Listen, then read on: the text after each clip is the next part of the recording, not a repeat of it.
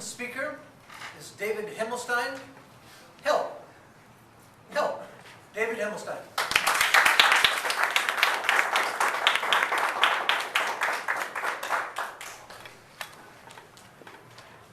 One lazy Sunday afternoon, I was blissfully drifting in and out of sleep when the doorbell rang 50 times. It was him, Tom, my father-in-law. Mr. Toastmaster, fellow Toastmasters and guests. When Henry David Thoreau wrote, "If I knew for a certainty that a man was coming to my house with the conscious design of doing me good, I should run for my life," he was describing my father-in-law. Tom was an atlas of a man, a pillar of civilization. He'd been a lieutenant colonel in the Army, and he saw action in the Pacific Theater during World War II. After the war, he ruled Bureau County with an iron fist for 50 years as the county clerk. Now, when I heard this, I was alarmed. This guy's on a power trip. He's been ordering people around his whole life. But Diane reassured me. "Oh, Dave, you have it all wrong. He only wants to help people." Now, the first time I found out how helpful Tom could be was about 6 months after we were married. One day, Diane gets a call. "Oh, hi, Dad, how you doing?" We're having a normal phone call. And then suddenly it started to change. I saw Diane tense up. Her words became monosyllabic. "Uh-huh. Okay. Yeah." She hands me the phone.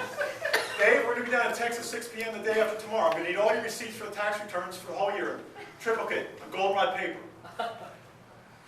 I need your exact mileage for every single day of the year. I need all your receipts for the house, for school, and for your medical bills. And I need all the receipts for your charitable donations. 6 p.m. the day after tomorrow, in triplicate. Goldenrod paper, Dave, goldenrod paper." The next 2 days were complete pandemonium.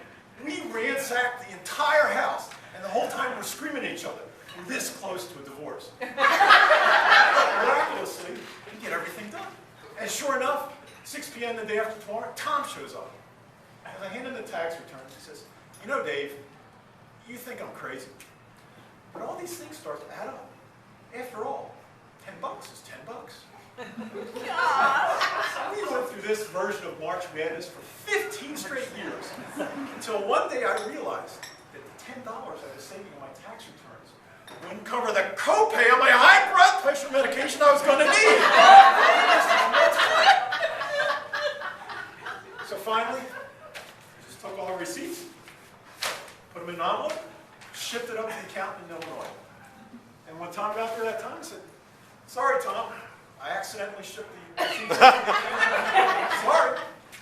Well, I could see he was upset, but he never asked us for our tax returns.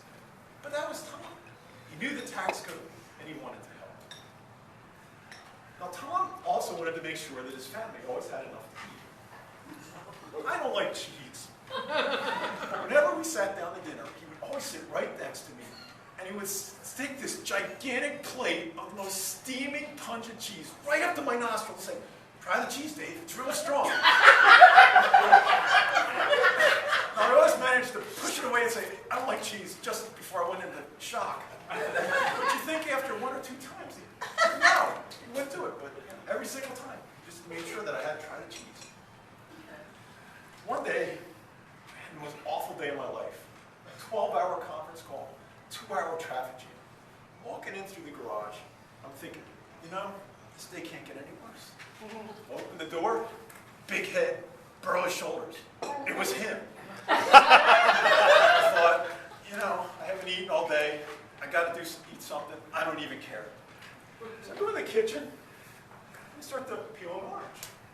And all of a sudden I hear, "Dave, how much you pay for that orange?" Well, I stay calm. "I don't know, Tom." I ate the orange. And then I go the same thing. I go to fix a bagel. "Dave, how much you pay for this bagel?" Well, the bagel I knew about. "Oh, that was 50 cents, Tom." I don't think anything of it. Well, next week I walk in, Tom's waiting for me. He's got this grin from ear to ear. Dave, I got you 2 dozen bagels for $1. That's 4 cents a bagel. You can't beat that price."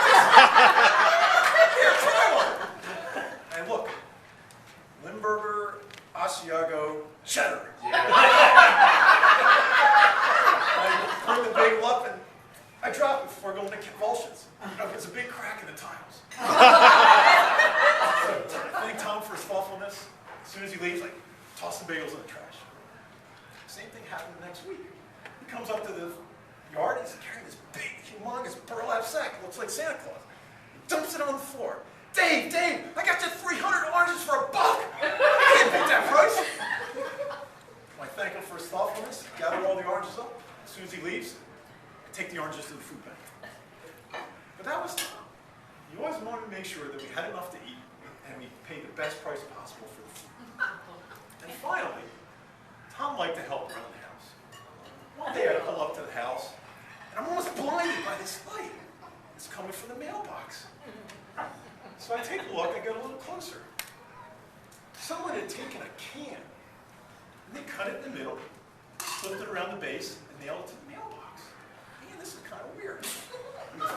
So I walk around the house. Every pipe, every wire, every tree, every shrub, every bush has a little personal can protecting it from the elements. And then it hit me. It was him, Tom, my father-in-law. Well, first I was humiliated. I mean, he cared more about my house than I did. But then I thought, wait a minute. He just shows up at my house, starts doing work around the outside, and doesn't tell anybody. What if he shows up on the inside of the house and starts doing some work? What if he goes in my sock drawer and takes away all the left socks? What if he does my tax returns and he cheats on them? What if he calls a locksmith and just changes the locks? I mean, what's to stop him? Nobody's ever told him no. It was the last straw. It took us a few years, but we moved, and we didn't leave a forwarding address. Ladies and gentlemen, I love my father-in-law. He's family. He's been a gargantuan, non-stop pain in my backside for more than 25 years. But I learned something from him, really important. I learned that you can live a really long life if you help a lot of people, especially if they don't want your help.